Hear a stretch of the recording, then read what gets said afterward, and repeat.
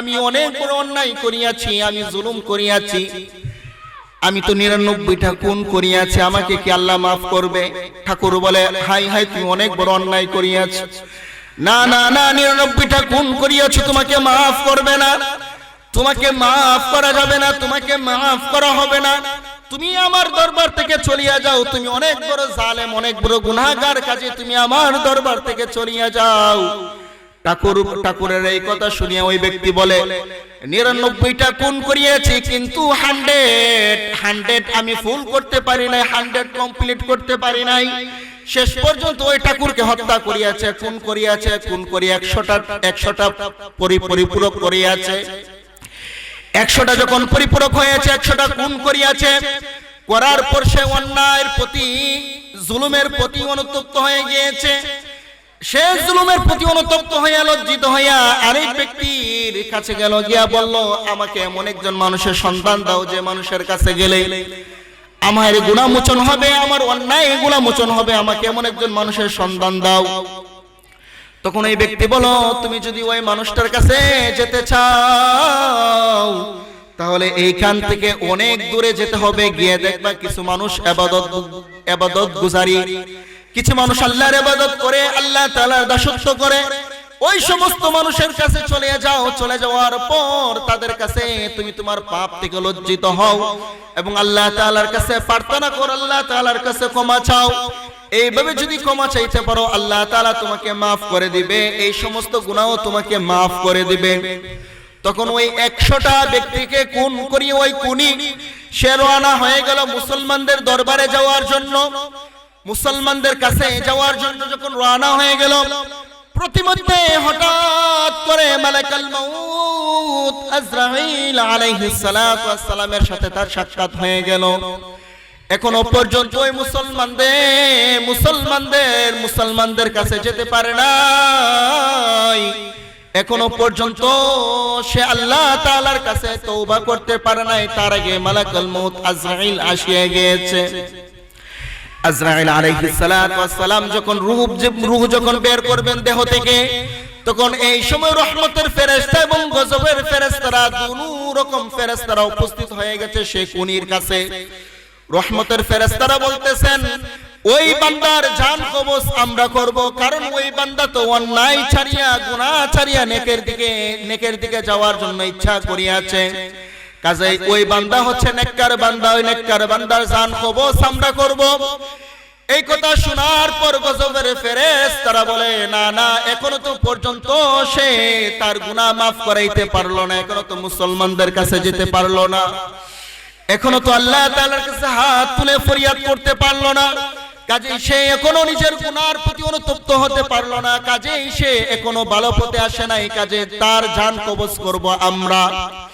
এইদিকে রহমতের ফেরেশতারা আর গজবের ফেরেশতারা বাক বিতণ্ডায় শুরু হয়ে গেল, তর্কাতর্কির মধ্যে শুরু হয়ে গেল। এদিকে তাদের মধ্যে থেকে হঠাৎ করে আল্লাহ তাআলার পক্ষ থেকে একজন ফেরেশতা আসলেন বিচারক হিসেবে আসিয়া বললেন, তোমাদের মধ্যে আমি মীমাংসা করিয়া দিচ্ছি, তাও তোমরা শোনো। যেই বান্দা 100টা খুন করিয়াছে, ওই বান্দা যে স্থান থেকে আসিয়াছে, ওই পাপের স্থান থেকে যে স্থানে পর্যন্ত মৃত্যুবরণ করিয়াছে, এটার দূরত্বটা মাপো, এবং এই স্থান থেকে যেই ভালো কাজের দিকে অগ্রসর হয়েছে, ওই ভালো কাজের দূরত্বটা মাপো। যেই দিকটা আগে অগ্রসর হবে, যেই দিকটা কাছাকাছি থাকবে, যেই দিকটা কাছাকাছি থাকবে, ওই দিকের ফেরেশতারা এটার জান কবজ করবে। এই কথা বলার পর যখন মাপা হয়ে গেল, তখন যেই ব্যক্তি ওই 100টা খুনিওয়ালা ব্যক্তিকে মাপা হলো এমন ভাবে, ওই ব্যক্তি গুনাহের কাজ ছাড়িয়া যেখানে আসিয়াছে, ওই স্থান থেকে, গুনাহের কাজ থেকে স্থান পর্যন্ত মাপা হলো, এবং যেখানে মৃত্যুবরণ করিয়াছে এই স্থান থেকে ওই যেই দিকে যাওয়ার ইচ্ছা করিয়াছে, ভালো কাজের দিকে যাওয়ার ইচ্ছা করিয়াছে, ওই ভালো কাজের দিকে দুইটা দূরত্ব মাপা হলো। মাপার পর দেখে ওই বান্দা, যেই বান্দা 100টা খুন করিয়াছে, তার দিকটা ভালো কাজের দিকে অগ্রসর হয়ে গিয়েছে। তখন রহমতের ফেরেশতারা বলেন, সে তো ভালো কাজের দিকে অগ্রসর হয়ে আছে, সে তো ভালো কাজের দিকে অগ্রসর হয়ে আছে, মন্দ কাজ তো তার দিকে দূরে সরে আছে, কাজেই রহমতের ফেরেশতারা বলল, আমরা তার জান কবজ করব। সুবহানাল্লাহ। মাপিয়া দেখলো যে ওই বান্দা, যে বান্দা 100টা গুণ করিয়াছে, তার সে যে ভালো কাজের দিকে যাচ্ছে, সে ভালো কাজের দূরত্বটা কাছে না দূর, এবং সেই মন্দ কাজ যেটা ছেড়ে আসছে ওই কাজটা কাছে না দূরে, দেখলো যেই মন্দ কাজটা ছাড়িয়ে আসছে সেই কাজটা অনেক দূরে এবং ভালো কাজটা তার সামনেই আছে। এই জন্য রহমতের ফেরেশতারা বলল, ভালো কাজের দিকে সে অগ্রসর হয়েছে, ভালো কাজটা তার সামনে আছে, কাজে রহমতের ফেরেশতারা বলেন তার জানটাকে আমরাই কবজ করব। শেষ পর্যন্ত ওই 100টা কুনিওয়ালা ব্যক্তির জানটাও রহমতের ফেরেশতারাই কবজ করলেন। সুবহানাল্লাহ। 100টা গুণ করার পরে যদি আল্লাহ তাআলা মাফ করিয়া দিতে পারেন, 100টা গুণ করার পরে যদি আল্লাহ তাআলা বান্দার সমস্ত গুনাহ মাফ করিয়া দিতে পারেন, ও বন্ধু তুমি তো 100টা গুণ করো নাই, তুমি তো 10টাও গুণ করো নাই, তুমি তো জিনাও করো নাই, তুমি তো ব্যভিচারও করো নাই, তুমি তো এমন কোন অন্যায় করো নাই, এমন কোন জুলুম করো নাই, সাধারণ জুলুম করিয়াছো, অন্যায় করিয়াছো, তাহলে তুমি আল্লাহ তাআলার দিকে হাত তুলিতে লজ্জা পাও কিসের জন্য রে বন্ধু? আল্লাহ তাআলার কাছে হাত তুলিয়া দোয়া কর, আল্লাহ তাআলার কাছে হাত তুলিয়া দোয়া করতে দেরি আল্লাহ তাআলা বান্দার গুনাহ মাফ করতে দেরি না। এইজন্য আল্লাহ তাআলার কাছে হাত তুলিয়া দোয়া করতে হবে, আল্লাহ তাআলার কাছে অনুতপ্ত হতে হবে। আল্লাহর হাবিব সাল্লাল্লাহু আলাইহি ওয়াসাল্লামের জমানায় একটা গোত্র ছিল, গামিনী গোত্র। সেই গামিনী গোত্রের একজন নারী ছিল, যেই নারী জিনা করিয়াছে, অন্যায় করিয়াছে। সে জিনা করার পর, অন্যায় করার পর, জুলুম করার পর সে অনুতপ্ত হয়েছে, লজ্জিত হয়েছে। লজ্জিত হওয়ার পর আল্লাহর হাবিব সাল্লাল্লাহু আলাইহি ওয়াসাল্লামের কাছে চলে গিয়েছে। নবীর কাছে যাওয়ার পর বলতেছেন, ওই গামিনী গোত্রের নারী বলতেছেন সে জিনা করিয়াছে। জিনা করার পর আল্লাহ তাআলার কাছে অনুতপ্ত হওয়ার পর নবীর কাছে গিয়া বলতেছেন, নবী আমি তো অন্যায় করিয়াছি, আমি তো জিনা করিয়াছি, আমি তো ব্যভিচারী করিয়াছি, আমি তো অনেক বড় জুলুম করিয়াছি, নবী আপনি আমার উপর শাস্তি প্রয়োগ করুন। এই গামিনী গোত্রের নারীর কথা শুনিয়া নবী করিম সাল্লাল্লাহু আলাইহি ওয়াসাল্লাম মুখ ফিরিয়ে নিলেন, তার দিকে তাকালেন না। ওইদিকে ওই নারী গিয়া বলে, নবী আমি অন্যায় করিয়াছি, আমি জুলুম করিয়াছি, আপনি আমাকে শাস্তি প্রয়োগ করুন। নবী করিম সাল্লাল্লাহু আলাইহি ওয়াসাল্লাম আবারও ওনার মুখ ফিরিয়ে নিলেন। তখন ওই নারী বাড়ির মধ্যে চলিয়া গেল। এর পরের দিন আবার নবীর কাছে আসিয়া বলল, নবী আমি জিনা করিয়াছি, আমি অন্যায় করিয়াছি, নবী আমার উপর আপনি হদ প্রয়োগ করুন, আপনি আমার উপর শাস্তি প্রয়োগ করুন। নবী করিম সাল্লাল্লাহু আলাইহি ওয়াসাল্লামকে বারবার এই কথা বলার পর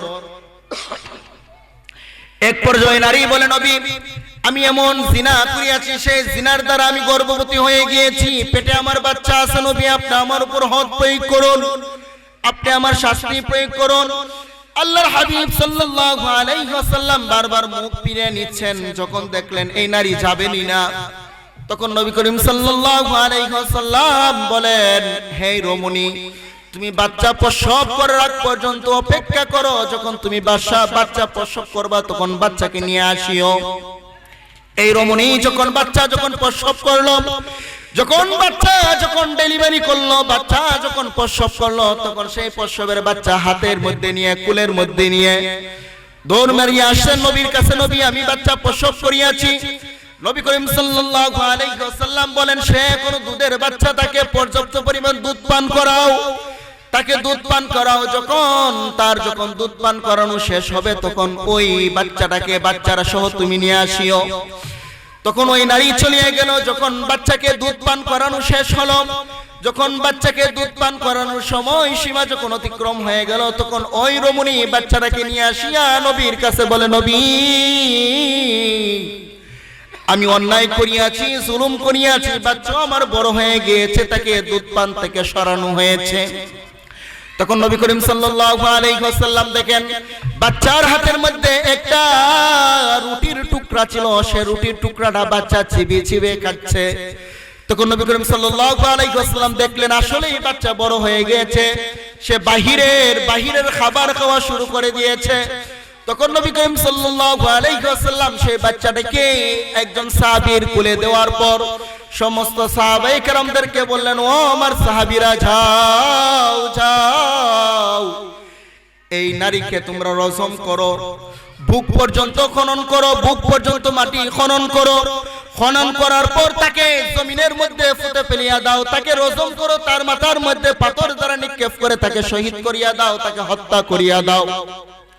তখন সাহাবায়ে কেরাম যখন ওই নারীকে যখন নিয়ে গেল, যখন বুক পর্যন্ত যখন মাটি যখন খনন করলো, খনন করার পর যখন ওই রমণীকে যখন সেই মাটির ভিতরে যখন ঢুকানো হলো, মাথাটা যখন বাহিরের দিকে রাখা হলো, তখন সমস্ত সাহাবায়ে কেরাম ওই রমণীর মাথার দিকে পাথর নিক্ষেপ করতেছে। তখন খালিদ ইবনে ওয়ালিদ রাদিয়াল্লাহু তাআলা আনহু খালিদ ইবনে ওয়ালিদ রাদিয়াল্লাহু তাআলা আনহু দাঁড়িয়ে দাঁড়িয়ে দেখতেছিলেন এবং উনিও মাথার মধ্যে রজম এবং পাথর নিক্ষেপ করতেছিলেন।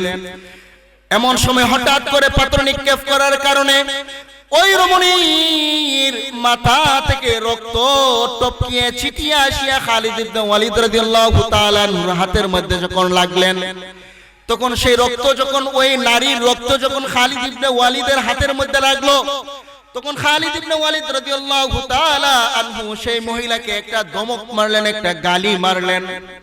এই গালিটা নবী করিম সাল্লাল্লাহু আলাইহি ওয়াসাল্লাম শুনিয়া ফেলছেন। শোনার পর বলেন, ও খালিদ রে,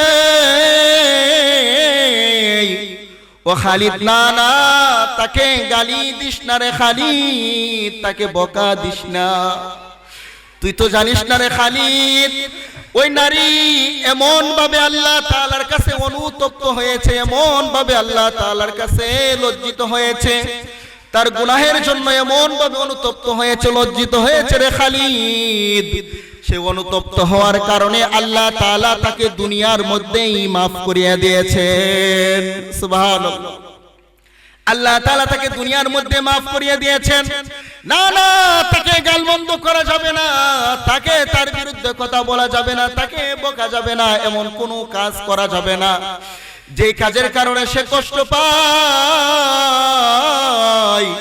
দুনিয়ার মধ্যে মহান আল্লাহ তাআলার কাছে যারা অনুতপ্ত হয়, যারা লজ্জিত হয়, যারা আল্লাহ তাআলার কাছে প্রার্থনা করে, যতই বড় গুনাহগার হোক না কেন, যতই বড় জালেমবাজ হোক না কেন, যতই বড় জিনাকুর হোক না কেন, যতই বড় সুর হোক না কেন, যতই বড় ডাকাত হোক না কেন, যতই বড় সুদখোর ঘুষখোর হোক না কেন, যতই বড় বেনামাজি হোক না কেন, যতই বড় গুনাহগার হোক না কেন, আল্লাহ তাআলার কাছে হাত তুলিয়া দোয়া করলে আল্লাহ তাআলা ওই বান্দার দোয়াকে কবুল করিয়া নেন।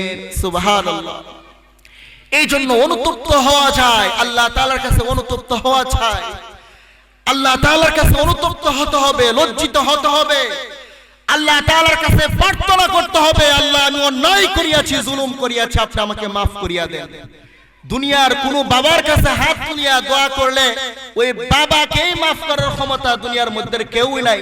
ওই বাবাকে একমাত্র মাফ করতে পারবেন আল্লাহ। বাবাকেই যদি আল্লাহ তাআলা মাফ করেন, তাহলে তুমি কোন বাবার কাছে হাত তুলিয়া প্রার্থনা করো বাবা মাফ করিয়া দাও?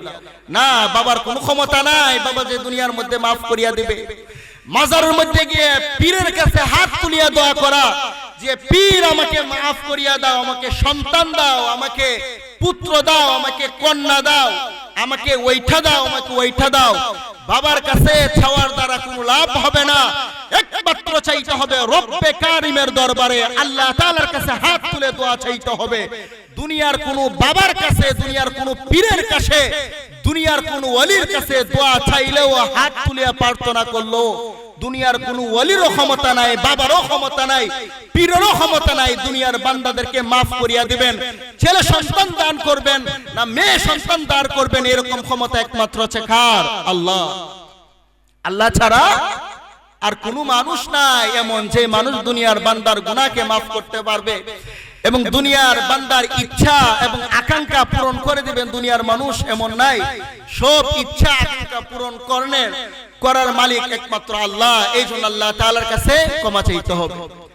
আল্লাহর হাবিব সাল্লাল্লাহু আলাইহি ওয়াসাল্লাম বলেন, যারা আল্লাহ তাআলার কাছে অনুতপ্ত হয়, যারা আল্লাহ তাআলার কাছে লজ্জিত হয়, তাদের প্রতি মহান আল্লাহ তাআলা কেমন খুশি হন, তাদের প্রতি মহান আল্লাহ তাআলা কেমন খুশি হন। আল্লাহর হাবিব সাল্লাল্লাহু আলাইহি ওয়াসাল্লাম বলেন, উদাহরণ দিতে গিয়ে বলেন, কোন এক ব্যক্তি সে মরুভূমি দিয়ে চলতেছে, সেই মরুভূমি দিয়ে চলতেছে, তার সাথে একটা বাহন ছিল, একটা উট ছিল। সে উটের মধ্যে যাবতীয় খাবার এবং যাবতীয় পানির ব্যবস্থা সরঞ্জাম সবকিছু রাখিয়াছে। সে উটের মধ্যে তার জীবন চলার পাথেয় সমস্ত পাথেয় সে উটের মধ্যে রাখিয়াছে, হাওদার মধ্যে রাখিয়াছে। ওই ব্যক্তি যখন উটটাকে নিয়ে যখন রওনা হয়ে গিয়েছে, কোথাও যাবে, রওনা হয়ে গিয়েছে কোথাও যাওয়ার জন্য, যখন বিশাল মরুর প্রান্তে দিকে রওনা হয়ে গিয়েছে, হঠাৎ করে সে চলতে চলতে ক্লান্ত হয়ে গিয়েছে। সে ক্লান্ত হওয়ার পর একটি জায়গার মধ্যে সে বিশ্রাম নেওয়ার জন্য, আরাম করার জন্য সে বসিয়ে গিয়েছে উটকে কোন একটি জায়গার মধ্যে বেঁধে। হঠাৎ করে সে বিশ্রাম নেওয়া অবস্থায় তার চোখের মধ্যে তন্দ্রা চলে আসছে, তার চোখের মধ্যে ঘুম চলে আসছে। সে ঘুম আসার পর ওই ব্যক্তি নিশ্চিন্তে ঘুমিয়ে গিয়েছে, কিন্তু ঘুম থেকে যখন উঠলো, উঠার পর দেখে যে উটটা তার সাথে ছিল, যে উটের মধ্যে তার সমস্ত সরঞ্জাম ছিল, খাবার দাবার ছিল, পোশাক আশাক ছিল, যে উটের মধ্যে তার খাবার দাবার, পোশাক আশাক এবং পানি সবকিছুই ছিল, যে উটটাকে নিয়ে সে চলছিল, যে উটটাই ছিল তার সম্বল। হঠাৎ করে ঘুম থেকে উঠিয়া দেখে তার উটটা চলিয়ে গিয়েছে। তখন ওই বান্দা নিরাশ হয়ে যায়, এমন ভাবে নিরাশ হয়ে যায়, এমন ভাবে পেরেশানির মধ্যে পড়িয়া যায়। নিরাশ হওয়ার পর সে নিশ্চিন্তে বলিয়া দেয়, আমার আর বাঁচার কোনো রাস্তা নাই। কাজে যে উটটা ছিল আমার সম্বল, যে উটের মধ্যে আমার খাবার ছিল, যে উটের মধ্যে আমার পানি ছিল, সে উটটা হারিয়ে গিয়েছে। কাজে এখন আমি খাবার জোগাড় করব কোথায় থেকে, পানি জোগাড় করব কোথায় থেকে? আমার খাবার জোগাড়ও হবে না, পানি জোগাড়ও হবে না। কাজে আমার উটও না, এত বিশাল বড় মরুর প্রান্তের মধ্যে কে আমাকে সাহায্য করবে, কে আমাকে সহযোগিতা করবে, কে আমার খাবার খাওয়াইবে? এরকম সাহায্য করার মতো তো সে মরুর ভূমির মধ্যে কেউ নাই। সে এক পর্যায়ে ধরে নেই, সে দুনিয়া থেকে বিদায় নিয়ে নেবে, তার বাঁচার রাস্তা নাই। হঠাৎ করে যখন সে চিন্তিত হয়ে যখন সে আবার ঘুমিয়ে যায়, ঘুম থেকে ওঠার পর থেকে তার চোখের সামনে তার হারিয়ে যাওয়া উটটি বিদ্যমান, সে দাঁড়িয়ে আছে। যে উটের মধ্যে তার খাবার ছিল, যে উটের মধ্যে তার পানি ছিল, সে পানি নিয়ে, খাবার নিয়ে, সমস্ত সরঞ্জাম নিয়ে উটটি তার চোখের সামনে দাঁড়িয়ে আছে। তখন ওই ব্যক্তি আনন্দিত হয়ে বলে, আল্লাহ তাআলার কাছে হাত তুলিয়া বলে, আনতা আবদি ওয়া আনা রাব্বুক। সে হাত তুলিয়া দোয়া করে বলে, আল্লাহ তুমি হচ্ছে আমার বান্দা, আমি হচ্ছে তোমার প্রভু। সে বলিয়া বলে কি, সে এতটুকু আনন্দ হয়েছে, আনন্দে আত্মহারা হয়ে সে এমন ভাবে আনন্দিত হয়েছে, আনন্দিত হয়ে আত্মহারা হয়ে সে ভুল বাক্য বলিয়া দোয়া করে আল্লাহ তাআলার কাছে বলে, আল্লাহ আনতা আবদি, আনতা আবদি ওয়া আনা রাব্বুক। আল্লাহ তুমি হচ্ছে আমার বান্দা, আমি হচ্ছে তোমার প্রভু। এরকম ভুল শব্দ বলার পরও আল্লাহ তাআলা ওই বান্দার প্রতি যেরকম ভাবে খুশি হন এবং ওই বান্দা যেরকম ভাবে আত্মহারা হয়ে যায়, দিশাহারা হয়ে যায়, আনন্দিত হয়ে যায়, আনন্দিত হওয়ার পর সে ভুল বাক্য বলার কারণে আল্লাহ তাআলা তাকে অপরাধী হিসেবে সাব্যস্ত করেন না। আল্লাহর হাবিব সাল্লাল্লাহু আলাইহি ওয়াসাল্লাম বলেন, যখন কোন বান্দা অন্যায় করিয়া, অশ্লীল কাজ করিয়া, গুনাহ করিয়া, জিনা করিয়া, ব্যভিচারী করিয়া, চুরি করিয়া, ডাকাতি করিয়া, মিথ্যা কথা বলিয়া, গীবত করিয়া, শিকায়ত করিয়া, সমস্ত গুনাহের কাজ করিয়া যখন আল্লাহ তাআলার কাছে হাত তুলিয়া দোয়া করে, আল্লাহ তুমি আমাকে maaf করিয়া দাও, আল্লাহ বলেন, আল্লাহর হাবিব সাল্লাল্লাহু আলাইহি ওয়াসাল্লাম বলেন, হারিয়ে যাওয়া উটকে ফিরে পাওয়ার দ্বারা ওই ব্যক্তি যেরকম ভাবে খুশি হয়ে যান, আল্লাহ তাআলা ওই বান্দার প্রতি আরো বেশি খুশি হয়ে যান, যে বান্দা অন্যায় গুনাহের কাজ করার পর আল্লাহ তাআলার দিকে ফিরে আসে। সুবহানাল্লাহ। আল্লাহ তাআলা খুশি হয়ে যান, ওই বান্দার প্রতি খুশি হয়ে যান, যে বান্দা সমস্ত গুনাহ করার পরও সে গুনার প্রতি লজ্জিত হয়ে আল্লাহ তাআলার কাছে হাত তুলিয়া দোয়া করেন। এইজন্য আল্লাহ তাআলার কাছে হাত তুলিয়া দোয়া করতে হবে। عن عائشة رضي الله تعالى عنها قالت قال رسول الله صلى الله عليه وسلم إن العبد إذا اعترف الذنب ثم تاب تاب الله عليه। যখন কোন বান্দা যখন অন্যায় করার পর আম্মা জান আয়েশা বলেন, আল্লাহর হাবিব সাল্লাল্লাহু আলাইহি ওয়াসাল্লাম বলেছেন, কোন বান্দা যখন অন্যায় করে, কোন বান্দা যখন জুলুম করে, কোন বান্দা যখন চুরি করে, কোন বান্দা যখন গীবত করে, কোন বান্দা যখন শিকায়াত করে, কোন বান্দা যখন সুদ খায়, ঘুষ খায়, মিথ্যা কথা বলে, সমস্ত অন্যায় করে, অন্যায় করার পর সে স্বীকারোক্তি দেয় আল্লাহ তাআলার কাছে, দুনিয়ার কোনো মানুষের কাছে স্বীকারোক্তি দেয় না, আল্লাহ তাআলার কাছে স্বীকারোক্তি দেয়, বলে আল্লাহ আমি অন্যায় করিয়াছি, জুলুম করিয়াছি। আম্মা জান আয়েশা বলেন এইরকম ভাবে যখন অনুতপ্ত হয়ে লজ্জিত হয়ে স্বীকারোক্তি দিয়ে আল্লাহ তাআলার কাছে দোয়া করে, আম্মা জান আয়েশা বলেন নবী বলেছেন সুম্মা তাবা তাবাল্লাহু আলাইহি, এইভাবে যখন তওবা করে আল্লাহ তাআলা ওই বান্দার তওবাকে কবুল করিয়া নেন। সুবহানাল্লাহ, আল্লাহ তাআলা বান্দার তওবাকে কবুল করিয়া নেন। এজন্য আল্লাহর হাবিব সাল্লাল্লাহু আলাইহি ওয়াসাল্লাম বলেন দুনিয়ার সকল মানুষের তওবাকে আল্লাহ তাআলা কবুল করেন, দুনিয়ার সকল মানব জাতির তওবাকে আল্লাহ তাআলা কবুল করেন। তওবার দরজা আল্লাহ তাআলা কখনো বন্ধ করেন নাই, এবং আল্লাহ তাআলা কখনো তওবার দরবারকে কখনো আল্লাহ তাআলা বন্ধ করবেন না। আল্লাহর হাবিব সাল্লাল্লাহু আলাইহি ওয়াসাল্লাম বলেন যতক্ষণ পর্যন্ত একটা মানুষের জান উষ্টাগত না হয়ে কণ্ঠনালী পর্যন্ত না আসে, তার আগ পর্যন্ত আল্লাহ তাআলার কাছে দোয়া করলে আল্লাহ তাআলা দোয়াকে কবুল করিয়া নেন। সুবহানাল্লাহ, যতক্ষণ পর্যন্ত একটা মানুষের জান উষ্টাগত না হয় এবং কণ্ঠনালী পর্যন্ত তার জানটা তার উল্টা না আসে, এর আগ পর্যন্ত সাকরাত হওয়ার আগ পর্যন্ত বান্দা যখন আল্লাহ তাআলার কাছে দোয়া করে, সাকরাতের আগ পর্যন্ত আল্লাহ তাআলার কাছে দোয়া করলে আল্লাহ তাআলা বান্দার দোয়াকে কবুল করিয়া নেন। আল্লাহর হাবিব সাল্লাল্লাহু আলাইহি ওয়াসাল্লাম বলেন পশ্চিম দিক থেকে সূর্য উদিত হওয়ার আগ পর্যন্ত আল্লাহ তাআলার কাছে হাত নিয়ে দোয়া করলে আল্লাহ দোয়া কবুল করিয়া নেন। সুবহানাল্লাহ, এর মানে কি সূর্য এখন কোন দিকে ওঠে? পশ্চিম দিকে ওঠে এখন সূর্য না, পূর্ব দিকে সূর্য ওঠে, কিন্তু অস্ত যায় কোন দিকে? পশ্চিম দিকে। কিন্তু পশ্চিম দিক থেকে সূর্য কখন উঠবে? কিয়ামতের আগ মুহূর্তে। এই জন্য নবী করিম সাল্লাল্লাহু আলাইহি ওয়াসাল্লাম বলেন কিয়ামতের আগ মুহূর্তে সেই সূর্য পূর্ব দিকে না উঠে পশ্চিম দিকে যখন উদিত হবে, উদয়ন হবে, এর এক পর্যন্ত বান্দা যদি আল্লাহ তাআলার কাছে তওবা করে, আল্লাহ তাআলার কাছে প্রার্থনা করে, আল্লাহ তাআলা বান্দার সে তওবাকে কবুল করিয়া নেন। এই জন্য এখনো সময় আছে, বয়স 50 হয়ে গিয়েছে, 70 হয়ে গিয়েছে, এখন কি নিজের প্রতি নৈরাশ হারিয়ে ফেলছেন? না না, এখনো নৈরাশ হারানো যাবে না। বয়স 80 হয়ে গিয়েছে তো কি হয়েছে? এখনো তো আমাদের রূপ কণ্ঠনালী পর্যন্ত আসে না, এখনো তো আমাদের সাকরাত শুরু হয় নাই, এখনো তো সাকরাতের শুরু হয় নাই, সাকরাত হতে তো আরো সময় বাকি। এই জন্য এখন সুস্থ দেহ পেয়েছেন, সুস্থ মন পেয়েছেন, এখনো জীবিত আছেন, আল্লাহ তাআলা আপনাকে নিয়ামত দান করেছেন। এই অবস্থায় আল্লাহ তাআলার কাছে প্রার্থনা করেন, আল্লাহ আমি জুলুম করিয়াছি, 70 বছর কাটিয়ে দিয়েছি, 80 বছর কাটিয়ে দিয়েছি, 90 বছর কাটিয়ে দিয়েছি, 100 বছর কাটিয়ে দিয়েছি, অনেক জুলুম করিয়াছি, সমস্ত জুলুম থেকে তোমার কাছে অনুতপ্ত হলাম। আল্লাহ তুমি আমার সকল গুনাহ খাতাকে মাফ করিয়া দাও।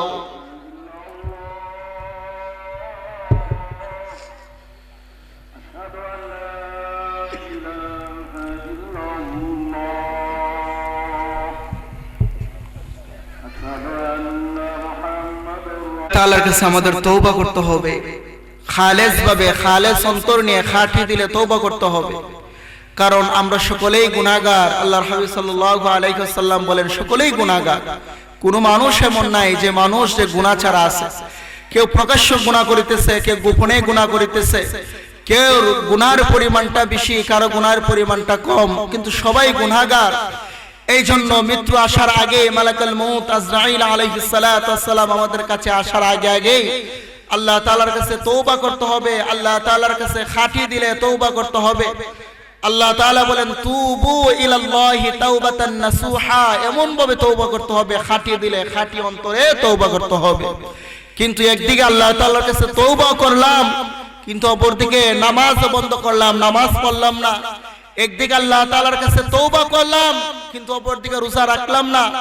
একদিকে আল্লাহ তাআলার কাছে তওবা করলাম, অপরদিকে গীবত করলাম, শিকায়াত করলাম। একদিক দিয়ে আল্লাহ তাআলার কাছে তওবা করলাম, অপর দিক দিয়ে সুদ ঘুষ খাইলাম। এই সমস্ত তওবার দ্বারা কোনো লাভ হবে না। এই জন্য খাঁটি দিলে খাঁটি অন্তরে আল্লাহ তাআলার কাছে তওবা চাইতে হবে, তওবা করতে হবে। যে সমস্ত গুনাহের কাজ আগে ছাড়তে হবে। যে আমি আগে নামাজ পড়তাম না, এখনো নামাজ পড়ি না, নামাজ না পড়িয়া যতই আল্লাহ তাআলার কাছে হাত তুলিয়া দোয়া করি, আল্লাহ দোয়া কখনো কবুল করবে না। এই জন্য নামাজ পড়তে হবে। নামাজ পড়তাম না, নামাজ পড়তে হবে। সত্য কথা বলতাম না, সত্য কথা বলতে হবে। হক পথে থাকতাম না, হক পথে থাকতে হবে। আমার ছেলে সন্তানকে দ্বীনের পথে, ইসলামের পথে রাখতাম না, কিন্তু সেই ছেলে সন্তানকে দ্বীনের পথে, ইসলামের পথে রাখতে হবে। আমার পরিবার পরিজনকে বেহায়া বেপরদা ভাবে আমি চালাইতাম, সেগুলো থেকে দূরে রাখতে হবে। এবং সমস্ত ধরনের গুনাহের কাজ নিজেকেও ছাড়তে হবে, পরিবার পরিজনকেও ছাড়াইতে হবে। তারপরে যদি আল্লাহ তাআলার কাছে হাত তুলিয়া দোয়া করেন, তাহলে অবশ্যই আল্লাহ তাআলার দোয়া, আপনার দোয়া আমার দোয়া আল্লাহ তাআলা অবশ্যই কবুল করবেন।